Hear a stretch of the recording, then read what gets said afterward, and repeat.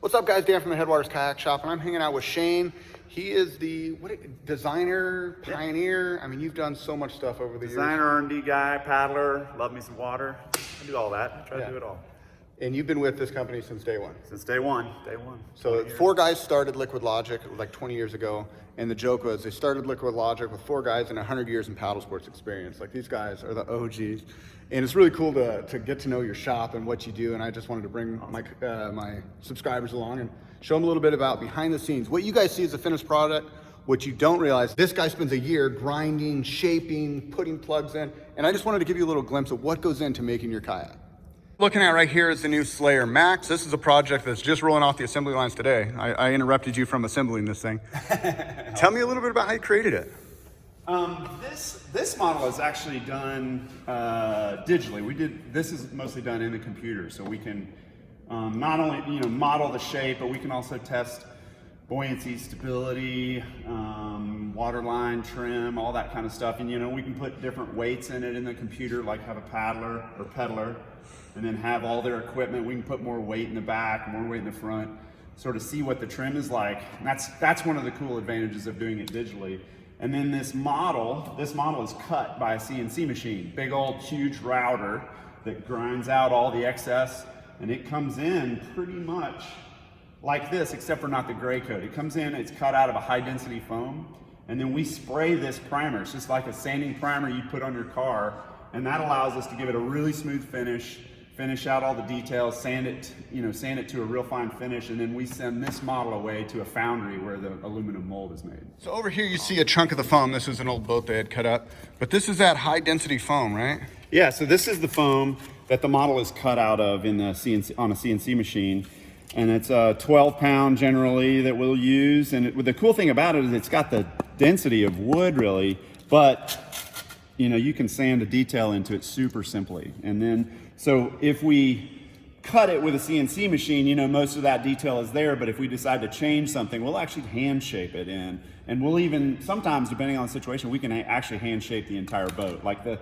Titan 10 was actually completely done by hand. That was a hand done in the shop here with a couple of guys. So this started as a Slayer 10, right? You like the idea of the Slayer 10 and you basically just dreamed this up? Well, it's not that it's like based on the Slayer 10. We used that platform because we knew the characteristics to start from. So the Slayer 10 model is somewhere inside of that, but there's a whole bunch of foam put all over it to change it to a Titan. It's way wider. It's way wider at the back. It's got different hatches and all that kind of stuff. So it's a completely different boat, but I can add the materials on, and I'm referencing a boat that I know already to give me a good starting point.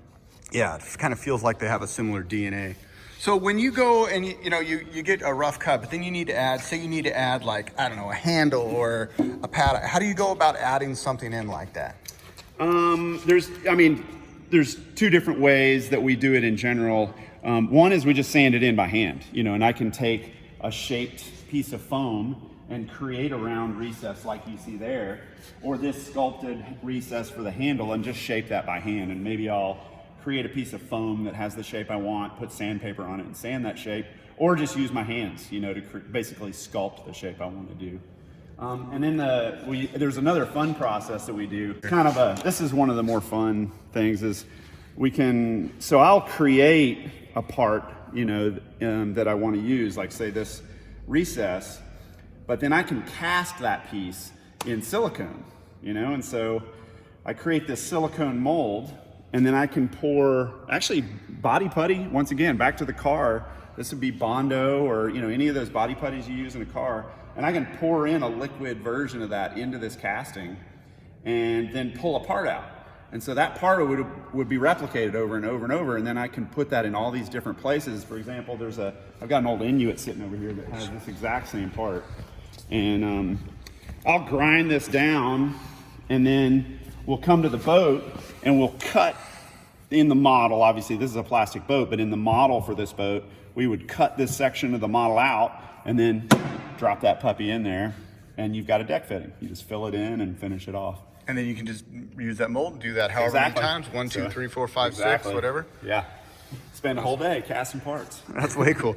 Can you show me some of like the different tools you have over here? I know you hand shape a lot of this stuff. So this is where you kind of bring some of your ideas to life. And I was just checking out all these tools and I was like, man, I gotta show people this because you don't realize how much hand work goes into all this. It's pretty crazy. I mean, as simple as, I really do use just a piece of sandpaper quite a bit. And my thing is I fold it in half, and then I've got grip on the back to hold on to it, and I end up with no fingerprints for a little while, but that's how that works. And then every piece of foam you see here has a different job. When it's thicker, it's stiffer. You know, when it's a little thinner, I can shape it around a little bit. This one's got a little curve built into it. This is round, so it will create a curve in a boat. We have these sort of more flexible tools, you know, where I can sand a curve and fair in a smooth shape. You know, it's a lot like surfboard shaping, you know. And then this tool, you know, it's got more flex to it. Pretty fun stuff. I even, you know, if you want to put a detail in that's a certain radius, you know, I might use pipe that's got sandpaper on it.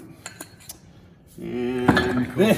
There are situations when you need to take off a little bit more material.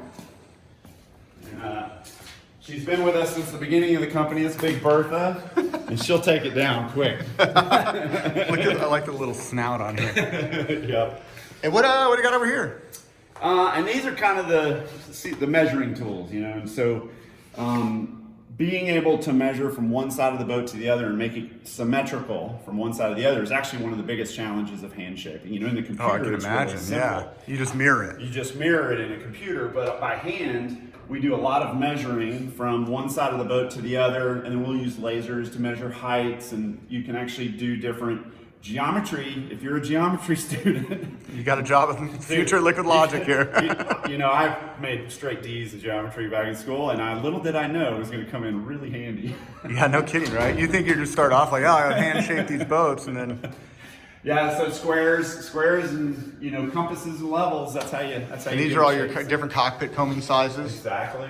Those little details.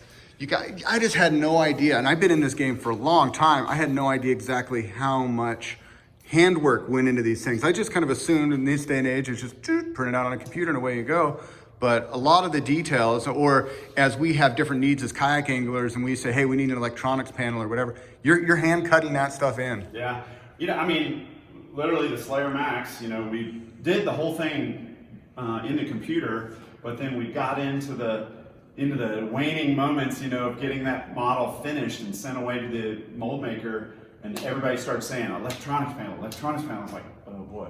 And so we came up with a plan, and we cut that by hand into that model and made it a part of the new finished mold for the Slayer Max. It's pretty fun. That's awesome. Maybe we could go take a look at a finished Slayer Max, and you guys can just show me a little bit about what the end product looks like after you get it looking like this. Sounds good. So you guys, I want to introduce you to Jason, who's running the mold right here. You're making a Slayer Max as we speak. Yeah. Yeah, so tell me a little bit about what you got going. Well, right now we've been doing some modifications to the mold to actually make sure that it actually forms correctly in certain vertical wall areas, which is usually difficult with molding. And anyways, we've made those tweaks today. And the next one that comes out, we're hoping for the honey pot, the honey hole boat, the one that's going to rock the world. And hey, Jason's the bass fisherman. What's your Instagram? I'll put it here in the video. Jason Benedict, WNC. All right, he's doing big things. All right, out of the box, brand new Slayer Max.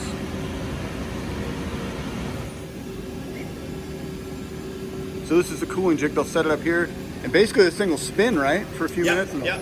So basically, right now it's still way over 200 degrees inside there, and so the plastic is just barely, you know, sort of formed onto the mold. Yeah. And so what he's got to do is transition to this cooling station quickly enough that it doesn't start to like drip and stuff. I see. So he'll get it rolling, and then the fans will start going to cool it down. So there you go. So once that comes out, it's going to get set right here in a cooling jig, which allows the boat to kind of keep its shape while it cools down. Then after that, it comes over here, and they start test fitting the parts, putting the parts on, basically making sure everything's straight, lined up, all the thicknesses are right. This is one that came off the mold, and you're assembling it, right? Yeah. We're you know, matching up all the new pieces and parts onto the production boat. I mean, we're still in some of the, like, probably the first 10 that have been molded. And yeah. So a lot of what we do is matching up parts with with all the different sections of the boat, make sure everything fits and works together. And Cool. yeah, getting it all dialed The in. next step in the process. And then, so let me just look at this front hatch. This is totally new for you guys. Yeah, this I is like that. Yeah, this is a fun one. This is a roto molded hatch. It'll have a gasket inside, and then it's hinged off the front here. I don't have it quite hooked up yet, but that'll just hinge open to a battery box compartment with a drop-in box as well. Oh, this will have like a little Yep. removable. That's cool. Yep, so you got inside access, but you also have a dedicated battery storage, or it could just be a storage compartment. It'll have a scupper plug, but then a cover for routing cables, all kinds of stuff. Or one could put ice in beverages. Well, that's a possibility. I don't know. I mean, that's probably what I would do.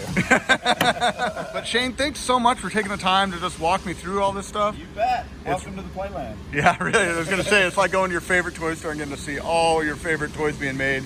I can't wait to get this thing on the wall. All right, you guys, here it is, the finished product, the very first Slayer Max off the production line. It is a beauty. But I just wanted to give you guys a look at what it looks like. This is the finished product. Look at how many pieces and parts go into this.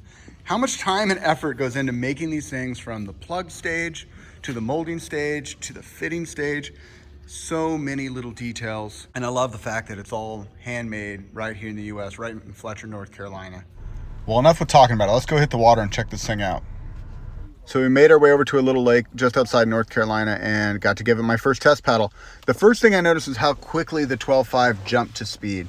It seemed like it was a lot more efficient to get up to hull speed. Maybe not quite as fast as the Slayer 13, but it definitely feels like it gets there quicker. The other thing I really like is the way the boat breaks loose right at your hip, really similar to the Titan series.